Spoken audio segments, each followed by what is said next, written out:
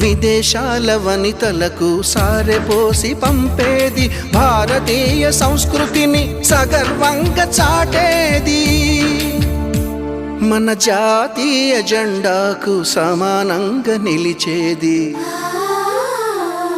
చీరలోని గొప్పతనం తెలుసుకో,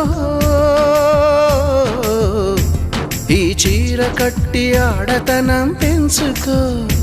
సింగారమనే దారంతో చేసింది చీర, ఆనందమనే రంగులనే అద్దింది చీర, మమకారమనే మగ్గంపై నేసింది చీర. చీరలోని గొప్పతనం తెలుసుకో,